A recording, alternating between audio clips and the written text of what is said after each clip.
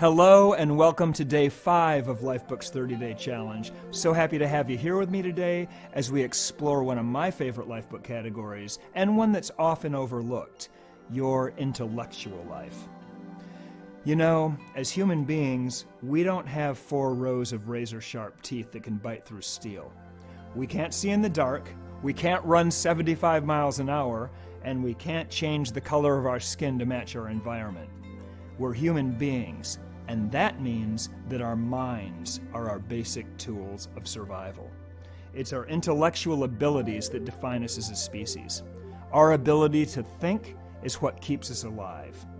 Everything we have in our civilization, from computers to mailboxes, from refrigerators to books, the chair you're sitting on, the clothes I'm wearing, everything was brought into existence by the process of thinking. For humans, it's all about what we have in between our ears. This is the reason we're here. But there's a very, very interesting complication to all this. Thinking is a choice. We can choose to think or not to think.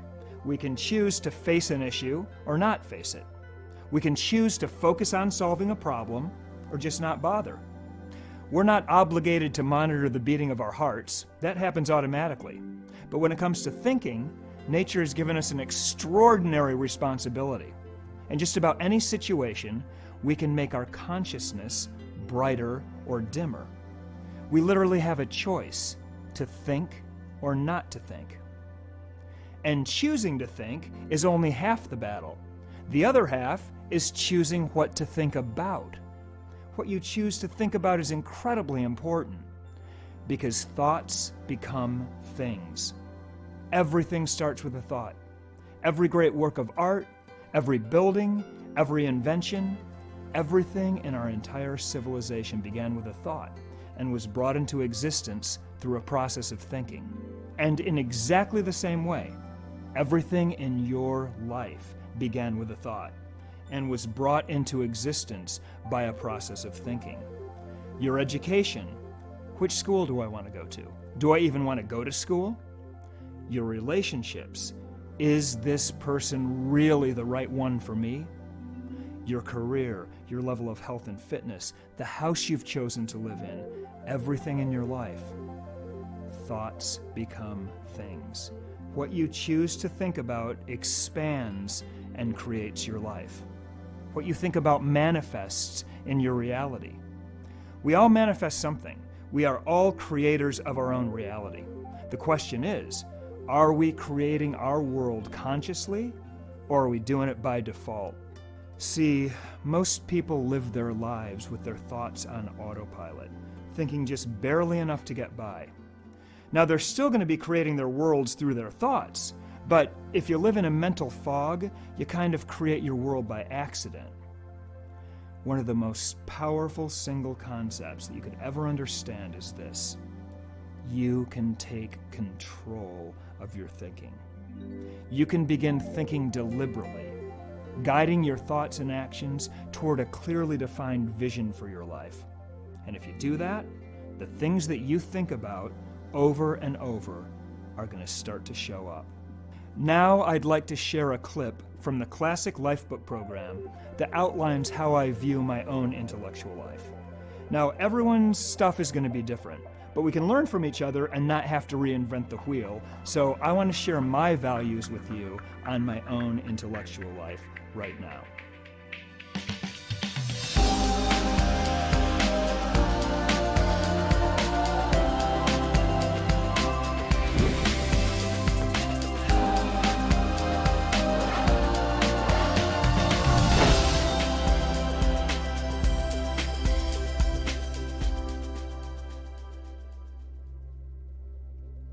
I'd like to start by sharing my foundational beliefs with you. I've got 4 beliefs that make up the premise for my intellectual life. The first is this: my mind is my greatest asset. All my goals, all my dreams, all my aspirations rest on my ability to think in a high-quality way. So I really need to value my mind. I need to exercise it. I need to nurture it. I really need to take care of it. Here's my second belief, and this is an interesting one. The best single indicator of true intelligence is how intelligently you live your life. To me, true intelligence isn't about an IQ test. It's not about an SAT score. It's not about grades in school or anything like that. And this is the way our culture tends to view intelligence. I think it's way too narrow. What good is intelligence if you can't use it to make your life better? It doesn't matter how smart you are. If your life is a wreck, how smart are you really? Living a successful, balanced, intelligent life in our culture, that's a highly complex task, and it requires some deep thinking. When you see a person who's living that way, you can know you're looking at a great accomplishment. You're looking at a really smart person there. Here's my third belief. I can choose to think, and I can choose what to think about. Again, it's choice. It's self-responsibility, the Lifebook mantra. Humans can choose to think or not, and I choose to think. And I also choose exactly what I want to think about. I can't control all the events in the outside world, obviously, but I can control my inner world. I can control my thinking. I can take control of that process and begin thinking deliberately and guide my thoughts toward a clearly defined image of my ideal future. I can be purposeful with my thinking, and I can manage my thoughts to create the world I want. I can build the image, the mental image of what I want. I can hold on to that image and just stay in it and think about it every day. And if I do, I know I'm going to attract that into my life. And that brings me to my next belief. What I think about, I bring about. My thoughts become things. This is called the law of attraction. I know that what I think about over and over absolutely programs itself into my nervous system. It's what I'll create. It's what I'll experience in my life. It's what I'll become. It's like magic. It's like casting a spell on myself and then sending it out to the universe. And by the way, that spell can be good or evil, so you gotta be careful. You can make yourself well with your thoughts, and you can make yourself sick with your thoughts. It just all depends on what you think about. Your life book is going to be the best tool you could ever have for activating the law of attraction and manifesting everything you want in your life. Right now, this week, you're in the process of thinking through every important area of your life, defining it, illustrating it, living with it, flooding yourself with it on a daily basis.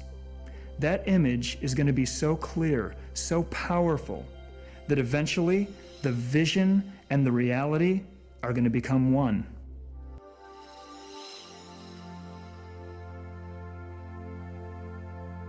Your mind is incredibly important. Honor it, value it, choose to think, and think about everything that's important to you. Work hard to develop your mind and let it take you where you want to go. You can use your magnificent, glorious ability to think to literally manifest everything you want in your life. Well, that's it for today.